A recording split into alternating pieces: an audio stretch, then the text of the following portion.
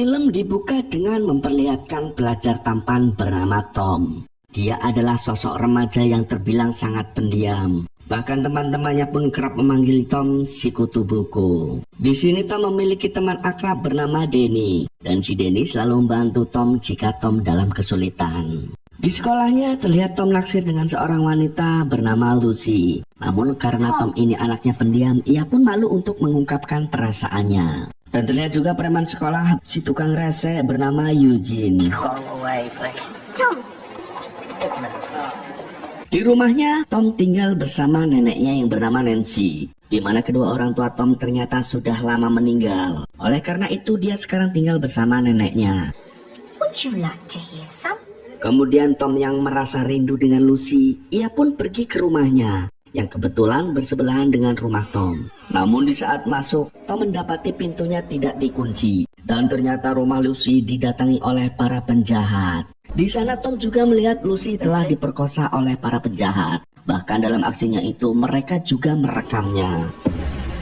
Lalu karena jumlah para penjahat ada banyak dan Tom hanya seorang diri, ia pun kabur dari sana dan berniat menelpon polisi. Namun aksi Tom terhenti ketika salah satu penjahat menembak Tom tepat mengenai bagian samping kepalanya. Dalam insiden itu beruntung Tom masih bisa diselamatkan walau harus mengalami koma selama 10 hari. Kemudian setelah Tom tersadar, sang dokter pun menjelaskan kondisi Tom. Is your phone? Di mana ternyata ketika Tom tertembak di bagian samping kepalanya, handphone yang dia gunakan pada malam itu terkena peluru. Sehingga fragmen atau serpihan dari komponen handphone masuk ke dalam organ kepalanya. Dan serpihan komponen itu tidak bisa 100% dikeluarkan bahkan oleh dokter ahli sekalipun. Karena dampaknya akan berpengaruh ke syaraf otaknya. So we tend to think of all of it as quite unusual. Setelah kejadian itu, Tom pun mengalami hal yang tidak biasa, di mana kini Tom bisa mendengarkan komunikasi dari perangkat handphone. Bahkan komunikasi itu bisa didengar Tom dengan sangat jelas. Transmisi lalu lintas data secara digital juga bisa dilihat Tom dengan begitu jelas. Hal itu karena serpihan komponen handphone yang telah menyatu ke saraf otaknya. Jadi seolah-olah Tom ini memiliki akses ke server data seluruh dunia yang tertanam di kepalanya. Dia juga bisa mengakses data apapun secara digital tanpa menggunakan perangkat apapun. Singkatnya, Tom pergi mengunjungi Lucy yang masih trauma dengan kejadian itu. Lalu mereka pun mendongeng. Thanks. Di sini Tom mengatakan sangat menyesal karena tidak bisa berbuat banyak pada malam itu dan tidak bisa melindungi wanita yang sangat dia cintai. Things have been a bit trippy. Should have done something. Namun Lucy mengerti dengan keadaan itu dan berharap semuanya akan segera membaik seperti sedia kala. No one's mad at you for not being a hero. Kemudian ketika Tom pulang ke rumah, dia pun mendengar kembali berbagai obrolan yang ada di perangkat seluler seperti yang Mimin bilang tadi. Semenjak kecelakaan di malam itu, Tom bisa merasakan, mendengar, dan melihat transmisi data secara digital. Sehingga Tom pun menjadi pusing melihat apa yang belum pernah dia lihat. Hingga ia pun kelenger.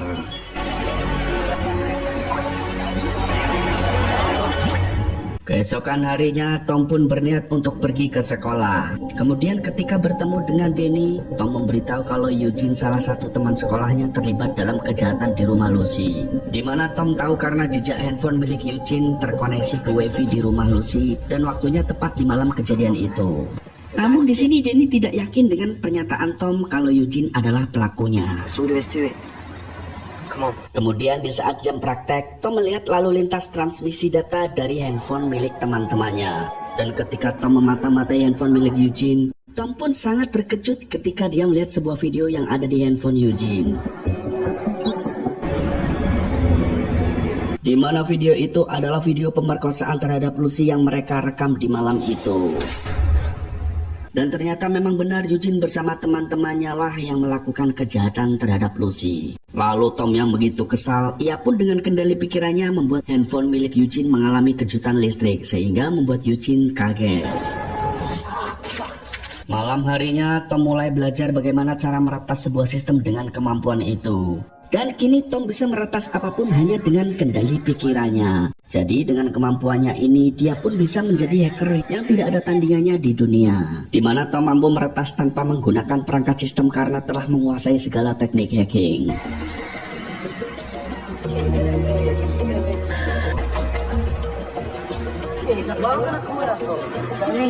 Kemudian Tom mulai meneror Eugene bersama teman-temannya. Dia meretas handphone yang ada di rumah Eugene serta teman-temannya sehingga membuat suasana di rumah itu menjadi sangat horor.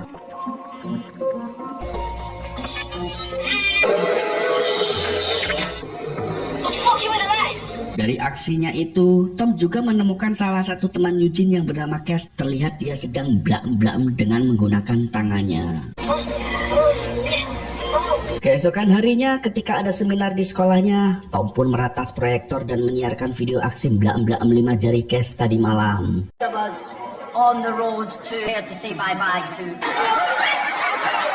Teman-teman Cass pun ngakak setengah mati melihat aksinya itu. Cass yang sangat malu lalu keluar dari ruangan tersebut. Kemudian Tom yang tidak ingin orang mengetahui bahwa dia mampu melakukan semua itu termasuk Lucy, ia pun menggunakan nama iBoy sebagai identitas rahasianya. Setelah itu, Tom dan Lucy nongkrong di pinggir danau untuk refresh sejenak agar trauma yang dialami Lucy segera membaik. Never been the victim. I want you to know you can. Same. Malam harinya setelah pulang dari danau, Tom dan Lucy bertemu Eugene dan teman-temannya. Eugene yang sok keras pun kembali menggoda Lucy. Namun dengan kendali pikirannya, Tom menelpon ke HP Eugene dan teman-temannya secara bersamaan. Dan tentunya hal itu membuat Eugene in the gang panik. Lalu Tom dan Lucy pun bergegas pulang. I told you, Hazard, bro. Thank you for staying. Setelah itu, Eugene dan teman-temannya berniat mencuri mobil untuk mereka pakai. Ketika mereka berhasil masuk ke dalam mobil, tiba-tiba mobil terkunci secara otomatis. Dan ternyata itu adalah perbuatan Tom yang telah meretas sistem mobil itu. Tom lalu mengancam Eugene serta teman-temannya akan meledakkan mobil tersebut bersama mereka yang berada di dalamnya. Kemudian Tom bertanya kepada mereka mengapa kalian menyerang keluarga Walker dan memperkosa Lucy. Karena tak mau menjawab, Tom lalu membuat mobil berasap agar mereka menjadi semakin ketakutan. Di sini Cass yang sangat ketakutan, dia pun akhirnya memberitahu kalau mereka disuruh oleh seseorang yang bernama Katz. Namun tak lama Tom melepaskan mereka dan mobil pun meledak.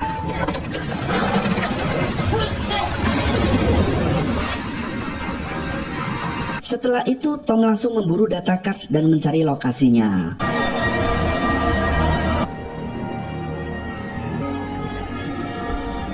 Sesampainya di lokasi, Tom pun langsung meretas televisi di rumah Katz. Dia menampilkan sebuah rekaman yang telah mengencingi mobil kesayangannya.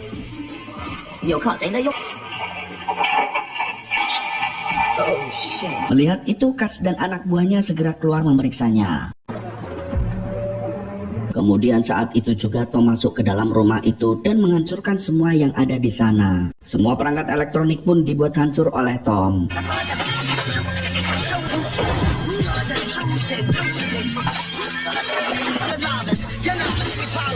Lalu dia menemukan sebuah speaker yang ternyata di dalamnya ada beberapa paket narkoboy. Lalu Tom pun mengambil semua narkoboy itu. Di mana Tom berniat melancarkan aksi selanjutnya, dia kemudian meletakkan narkoboy itu ke rumah Eugene dan teman-temannya. Lalu Tom melaporkan Eugene dan teman-temannya kepada polisi melalui server secara anonim bahwasanya Eugene dan teman-temannya terlibat dalam peredaran narkoboy dengan barang bukti yang telah ditaruh Tom ke setiap rumah mereka. Tak lama Eugene dan teman-temannya pun ditangkap oleh polisi.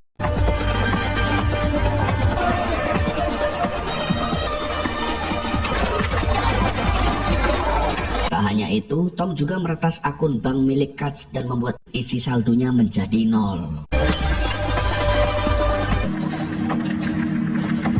Setelah kejadian itu, Katz menghubungi atasannya lagi yang bernama Elman. Dan terungkaplah Elman ini adalah big boss dari penjahat-penjahat tersebut. Lalu Elman yang mendengar itu pun marah dan menyuruh Katz untuk membereskannya. Kemudian Katz mengumpulkan semua anak buahnya untuk segera mencari tahu keberadaan hacker itu dengan menyuruh mengambil semua perangkat teknologi milik orang-orang yang ada di daerah sekitarnya. Knock. Really, bro?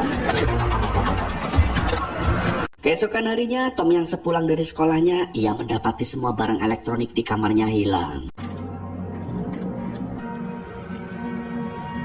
Malam harinya, Tom yang sangat kesal, ia pun berniat melancarkan aksinya lagi, dan kali ini dia berniat membakar semua stok narkoboy yang dimiliki oleh Katz dan Elman. Namun sang nenek yang mulai curiga dengan tingkah laku Tom, ia pun melarang Tom untuk keluar. Namun Tom yang sudah geram, ia tetap keluar rumah. She was good. I love you. Don't wake up. Kemudian sang nenek yang khawatir dengan keadaan Tom, dia pun menemui Danny dan meminta bantuan kepada Danny untuk mengawasi Tom jika ada masalah. Changed. I'll definitely do that. Have you noticed, Tom? You're a good boy. Thanks. Sementara itu Tom yang telah meretas jaringan satelit, dia pun melacak keberadaan Katz dan Elman. Setelah mendapatkan lokasinya, Tom pun menggunakan sepeda pergi ke markas mereka. Sesampainya di lokasi di sebuah pelabuhan, Tom berhasil melumpuhkan penjaga yang ada di sana.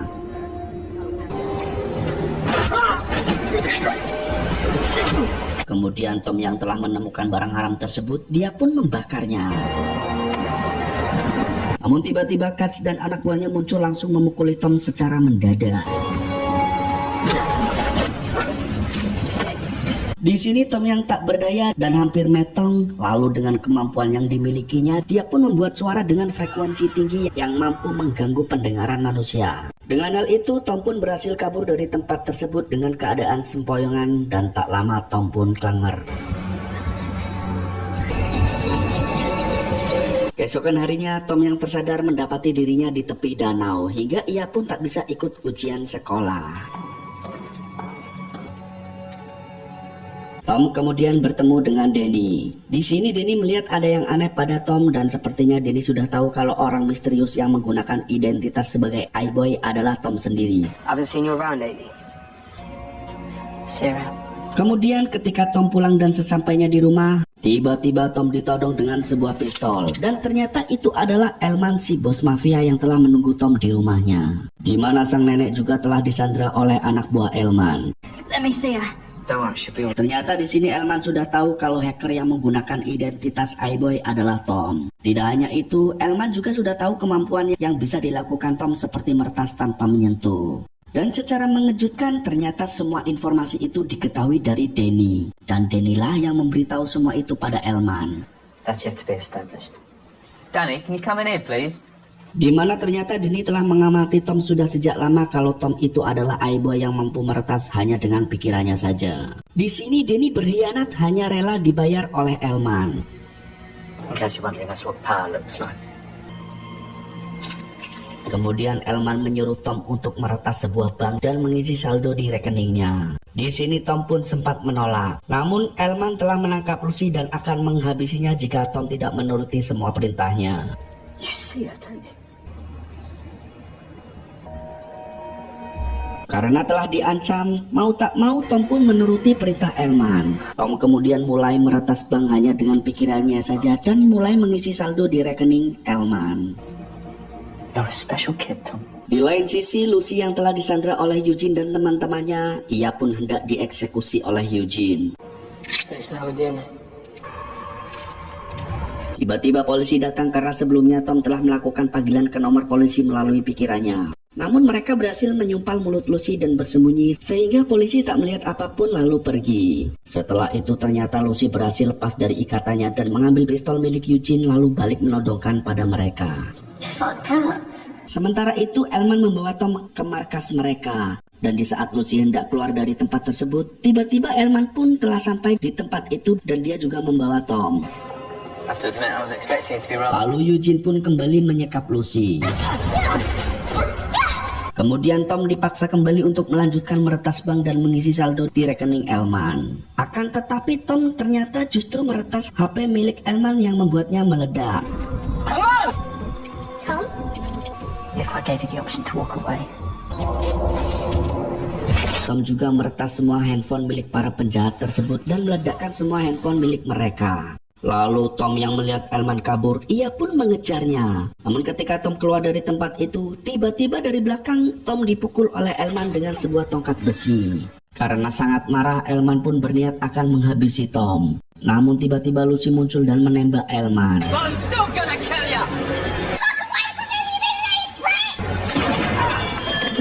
Kemudian Elman yang masih memiliki tenaga, dia pun sempat memukul Lucy.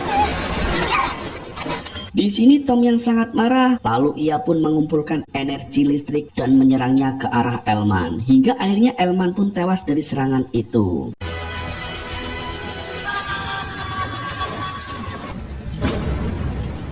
Beberapa hari kemudian Tom pun tersadar dari komanya, dan di sini dia ditemani oleh neneknya. Setelah semenjak bos mafia berhasil disingkirkan, kini daerah tempat tinggal Tom kembali tenang dan tidak ada lagi kejahatan. Kemudian Danny, teman yang berkhianat, mencoba untuk meminta maaf kepada Tom dengan menggunakan uang. Namun Tom yang punya harga diri, dia pun menolak mentah-mentah uang tersebut. Karena tidak semua hal bisa dibayar dengan uang. Dan kini pertemanan mereka pun sepertinya tidak akan harmonis lagi. But I didn't stop to think about who was filming. Please, Tom.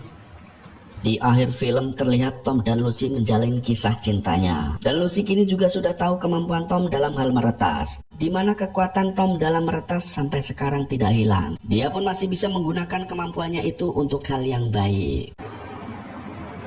I see his face whenever I close my eyes. Oke guys, itulah alur cerita film dari iBoy yang Mimin dongengkan. Terima kasih sudah menonton, semoga kalian terhibur.